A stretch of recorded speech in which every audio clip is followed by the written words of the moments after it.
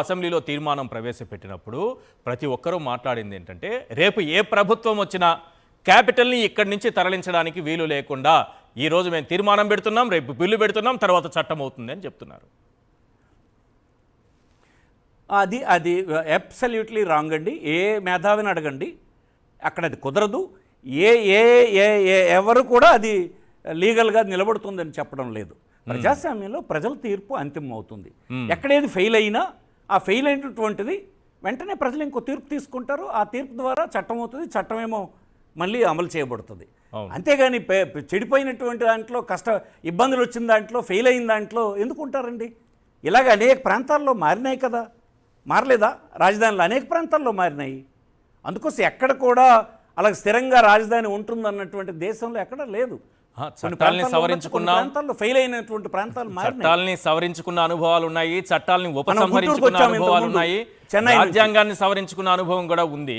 కానీ ప్రజల్లోకి ఒక బలమైనటువంటి ఒక వాయిస్ని తీసుకెళ్లిపోయారు. రేపు ఎవరు వచ్చినా, జగన్మోహన్ రెడ్డి గారు వచ్చినా ఈ అమరావతిని ఇక్కడ క్యాపిటల్ని ఇక్కడ నుంచి తరలించలేరు అన్నట్టుగా.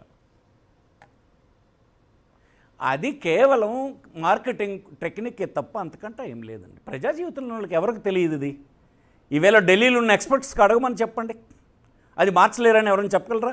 మనం ఎన్నిసార్లు రాజ్యాంగ సవరణలు చేసామండి? దగ్గర 120 సార్లు రాజ్యాంగ సవరణలు జరిగినాయి. ఈ సవరణకి ఇంకా లీగాలిటీ ఉందో లేదో కూడా తెలియదు, కానీ ఇదైనా మళ్ళీ చేసుకునే అవకాశం ఉంది. అయితే నేననేది రాజధానికి అమరావతికి వ్యతిరేకం నేను కాదు, వ్యక్తిగతంగా కూడా కాదు, వైఎస్ఆర్ పార్టీ కూడా కాదు. కానీ మీరు చెప్తుంది ఎక్కడ ప్రాక్టికాలిటీ లేదే. 2 లక్షల కోట్లని మీరే చెప్పారు. 1,00,000 ఎకరాలకి 2 కోట్లు చెప్పిన ఎకరానికి పెడితే 2 లక్షల కోట్లు కావాలి. 2 లక్షల కోట్లు ఈ ప్రభుత్వానికి ఎలా సమకూరుతాయి చెప్పండి మొదటి ప్రశ్న. ఒకవేళ సమకూరితే 7 సంవత్సరాలు మీరు పరిపాలన చేశారు. 7 సంవత్సరాల్లో ఎంత ఇన్వెస్ట్మెంట్ పెట్టగలుగుతున్నారు? అప్పు తేకుండా పెట్టలేకపోయినారు. అంటే అనేక దశాబ్దాలు మీరు మళ్ళీ ప్రజల తాలూ మనీ అంతా ఒక అభివృద్ధి చెందిన ప్రాంతంలో ఇంకొక ప్రాంతాన్ని మీరు కేంద్రీకరించి అభివృద్ధి చేస్తారు. అభివృద్ధి చేస్తే ఇతర ప్రాంతాలకు ఏంటంటే అక్కడ రోలు, ఎవరికి ఒక భూమి ఉందా, అక్కడ ఎవరికైనా ఒక ఇల్లు ఉందా, ఇతర ప్రాంతాలకు ఎవరైనా అక్కడ రాగలరా భవిష్యత్తులో? కేవలం శ్రీమంతులకి ధనవంతులకి సంబంధించింది. ఎట్లా మమ్మల్ని కన్విన్స్ చేస్తారు చెప్పండి? కాదు, చూడండి, నాకు ఎందుకు ఈ ఆవేదన అంటే క్లారిటీగా ఏమిటి, ఒక క్లారిటీ ఇవ్వండి. మీరు వ్యక్తిగతంగా కానీ మీ పార్టీ కానీ అమరావతికి వ్యతిరేకం కాదు అంటున్నారు. మరి ఏంటి అక్కడున్న అభ్యంతరం? కేవలం 2 లక్షల కోట్ల మీద మాత్రమేనా? ఇంకేదైనా అక్కడ జరుగుతున్న అవినీతి ఇలాంటి అంశాలపైన అసలు మీ పార్టీకి ఉన్నటువంటి ఒక స్టాండ్ ఏంటి అమరావతి పైన? అసలు నేను వ్యక్తిగతంగా అయితే అసలు అది సూటబుల్ ప్లేస్ కాదన్నది నా అభిప్రాయం అండి. ఎందుకంటారా, నేను పూర్వపు గవర్నమెంట్లో ఉమ్మడి రాష్ట్రంలో డిజాస్టర్ మేనేజ్మెంట్ మంత్రిగా ఉన్నాను.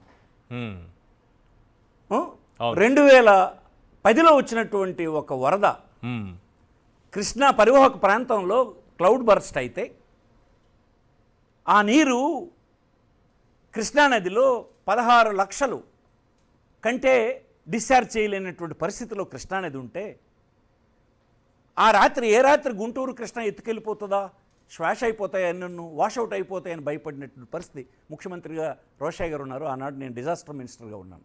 లక్కీగా క్లౌడ్ బరస్ట్ అనేది కర్ణాటక ప్రాంతంలో జరిగింది కనుక ఎగువన శ్రీశైలం డ్యామ్ ఉండడం వల్ల 14 లక్షల కంటే ఎక్కువ డిశ్చార్జ్ చేయలేని స్థితిలో శ్రీశైలం డ్యామ్ ఉండడం వల్ల నాగార్జున సాగర్ దగ్గర నుంచి మెయింటైన్ చేస్తూ కాపాడుకోగలిసాం.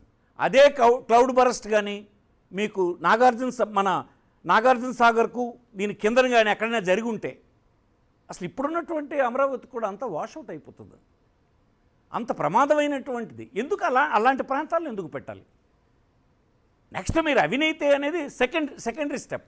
రెండవది, మీరు అలాంటివి చేయడానికి కోసం ఇవన్నీ చెప్తున్నారని ప్రజలు అర్జెంటుగా అర్థం చేసుకునే పరిస్థితి ఉంది. ఎవరైనా నేను చూశాను పార్లమెంట్లో ఈవేళ నిన్న మిథున్ రెడ్డి చెప్తున్నాడు 13,000 రూపాయలు ఒక స్క్వేర్ ఫీట్ నిర్మాణంకి ఇస్తున్నారు. ఇక్కడ ఢిల్లీలో పార్లమెంట్ క్వార్టర్సు, ఢిల్లీలో ఉండేటువంటి ప్రభుత్వ అవసరాలకి నిర్మాణాలు చేసినవి 4,000 రూపాయలు ఎస్ఎఫ్టీకి ఇస్తే మీరు అమరావతిలో 13,000 రూపాయలు ఎస్ఎఫ్టీకి ఇస్తున్నారంటే ఈ రాష్ట్రంలో ఉండేటువంటి కన్స్ట్రక్షన్లో ఉన్న ఏ ఇంజనీర్ అయినా, ఏ డెవలపర్ అయినా, ఏ మాత్రం అవగాహన కలిగినటువంటి ఓనర్ అయినా ఇక్కడ క్లియర్గా అవినీతి జరిగిపోతుంది, డబ్బు దోచేస్తున్నారు అన్నటువంటి విషయానికి రారండి. ఇదేమైనా గొప్ప విషయమా? గొప్ప పరిశోధన చేయాలా అవినీతి జరుగుతుందని తెలుసుకోవడానికి? అసలు అది మీరు 13,000 ఇస్తున్నారా లేదన్నది వాస్తవం అయితే మిగతా విషయాలు ఆటోమేటిక్గా ప్రజల్లో మీ పట్ల ఒక తప్పుడు అభిప్రాయం ఏర్పడిపోద్దని మనం చేస్తున్నాం. దానికోసం ఇలాంటివన్నీ చేస్తున్నారు అన్నటువంటి అభిప్రాయం కూడా వచ్చేస్తుంది. నేనేమంటానంటే మాలాంటి వాళ్ళ ఆవేదనను కూడా మీరు తీసుకోండి, దృష్టిలో తీసుకోండి. ఈ ప్రాంతంలో మీరు చూడండి, 2 సంవత్సరాలు అయింది జగన్మోహన్ రెడ్డి గారు ఒక పోర్ట్ ఇస్తే ఆ పోర్ట్ 70% అయ్యింది, అది అలాగ అక్కడ ఉంది. ఇంకొక ఫిషింగ్ హార్బర్ ఇచ్చారు. 180 కిలోమీటర్ల తీరం కలిగిన ఈ శ్రీకాకుళంలో ఈ 85 సంవత్సరాల్లో ఒక ఫిషింగ్ హార్బర్ కట్టుకోలేకపోయినాం. వెనుకబడిన జిల్లా అయినందువల్లనే కదా. ఈవేళ ఆ ఫిషింగ్ హార్బర్ అతను శాంక్షన్ ఇస్తే కాంట్రాక్టు ఫైనలైజ్ అయితే మొత్తం పని అంతా ఆపేసి అక్కడేమి ప్రారంభించుకుంటా ఈ ప్రభుత్వం వచ్చినంటే పట్టుకుని వెళ్ళిపోయారు. బేజల్లానే కదా. చెప్పండి, కలెక్టరేట్ ఒకటి 15 సంవత్సరాలు అయ్యి కలెక్టరేట్ పూర్తి కాలేదు. కలెక్టరేట్ ఎంతండి? 100-150 కోట్ల రూపాయలు కలెక్టరేట్ 15 సంవత్సరాల జిల్లా పరిపాలన భవనం నిర్మాణం చేయడానికి. వంశధార ప్రాజెక్ట్ ఎప్పుడు ప్రారంభించినారు? 65 సంవత్సరాలు అవుతున్నటువంటి వంశధార ప్రాజెక్టు దేశంలో ఎక్కడైనా ఇన్ని సంవత్సరాలు ఒక ప్రాజెక్టు పూర్తి కాకుండా ఉంటుందా?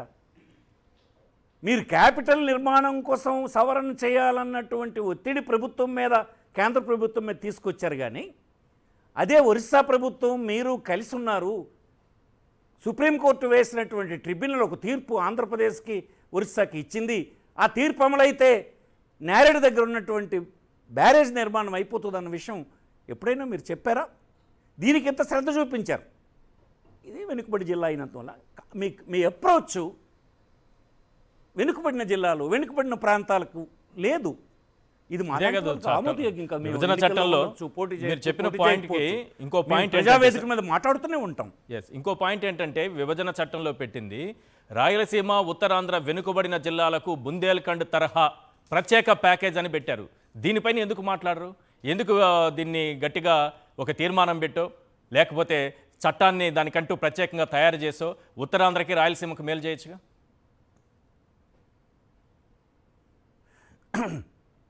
ఈ ప్రాంతాల్లో ఉన్నటువంటి వారికి కాన్ఫిడెన్సు చాలా వరకు తగ్గిపోయిందండి. ఇప్పుడు కూడా ఇలాంటి పనులు చేస్తూ ఉంటే ఇంకా ఎవరికి ఇలాంటి మాటల మీద ఇంకా విశ్వాసం కలగదండి. ఎంతసేపు మన ప్రయోజనాలు, వ్యక్తిగత ప్రయోజనాలు, స్వార్థ ప్రయోజనాలు ఉన్న దాంట్లోకి ఎంతో ప్రాధాన్యత ఇస్తున్నారు. ఇతర ప్రాంతాలకు సంబంధించినటువంటి సమస్యలకి ఇవ్వలేకపోతున్నాను.